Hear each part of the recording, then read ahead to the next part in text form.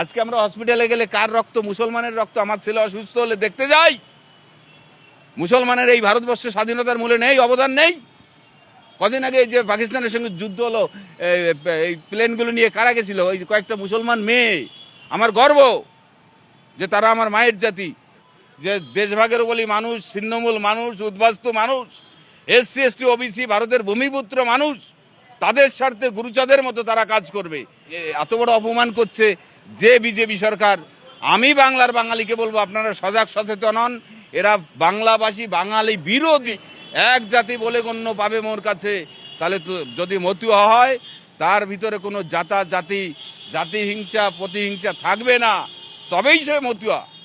মতুয়া হলে সে মানবিক হবে, মানুষদরদী হবে, সত্যের কথা বলবে।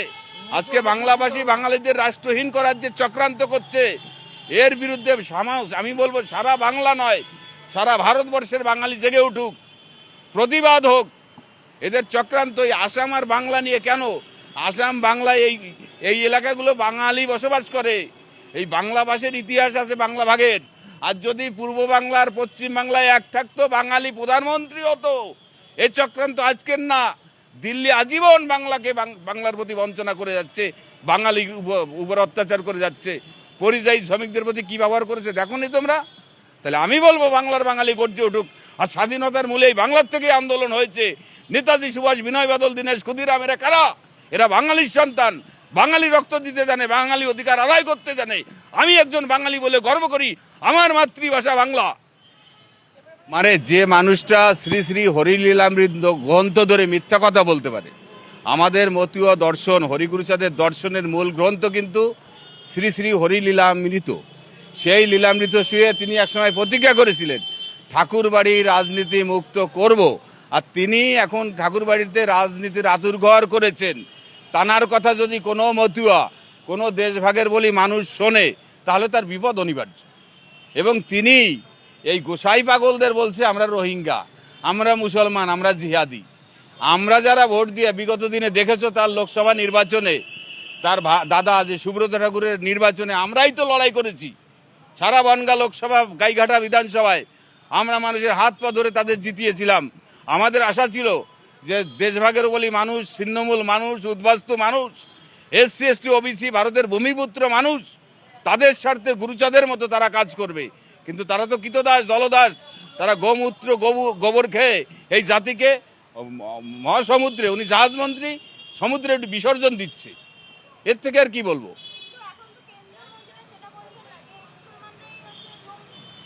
আরে মুসলমান এই দেশ স্বাধীনতার মূলে ছিল না?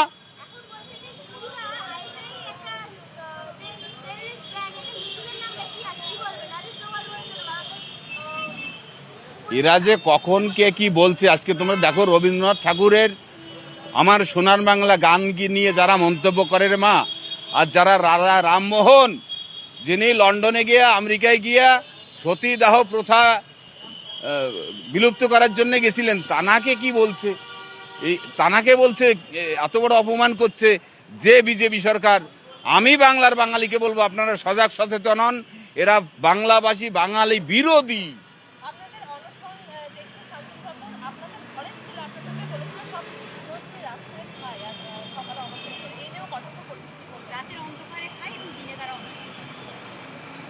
যে যেমন একটা কথা আছে, বাজে ঘষা হয়ে যায়, নিজে যেমন ঢেমনি পাড়ার লক্ষ্মী তেমনি। একটা কথা আছে, নিজে যেমন সেরকম সবাইকে মনে করে। কিসের ঘরের ছেলে?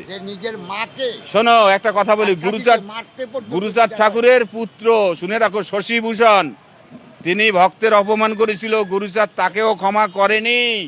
সত্যভামাকে বলেছিল শশী আর বেশি দিন লাস্টিং করবে না, আমার ভক্তের অপমান হয়েছে। আমরাই ধর্ম দর্শনটাকে প্রচার করি নিঃস্বার্থভাবে। এই পাগল গোসাইরা দুয়ারে দুয়ারে ঘুরে বেড়ায়, মানুষকে আদর্শের কথা শেখায়। গুরুচাঁদ মানবতার কথা বলেছেন, সত্যের কথা বলেছেন। আজকে আমরা হসপিটালে গেলে কার রক্ত? মুসলমানের রক্ত। আমার ছেলে অসুস্থ হলে দেখতে যাই। মুসলমানের এই ভারতবর্ষের স্বাধীনতার মূলে নেই, অবদান নেই।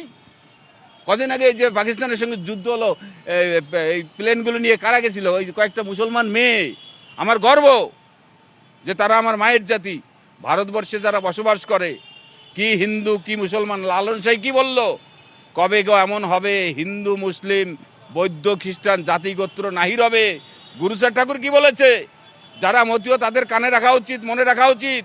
গুরুচাঁদ ঠাকুর বললেন এই ব্রহ্মাণ্ডে যতজন আছে এক জাতি বলে গণ্য পাবে মোর কাছে। তাহলে তো যদি মতীয় হয় তার ভিতরে কোনো জাতিহিংসা প্রতিহিংসা থাকবে না, তবেই সে মতীয়। মতীয় হলে সে মানবিক হবে, মানুষ দরদি হবে, সত্যের কথা বলবে।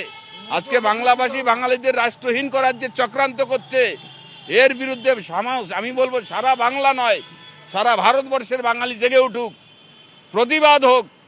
এদের চক্রান্ত এই আসাম আর বাংলা নিয়ে কেন? আসাম বাংলায় এই এলাকাগুলো বাঙালি বসবাস করে, এই বাংলা ভাষার ইতিহাস আছে বাংলা ভাগের। আর যদি পূর্ব বাংলার পশ্চিম বাংলায় এক থাকতো বাঙালি প্রধানমন্ত্রী হতো। এই চক্রান্ত আজকের না, দিল্লি আজীবন বাংলার প্রতি বঞ্চনা করে যাচ্ছে।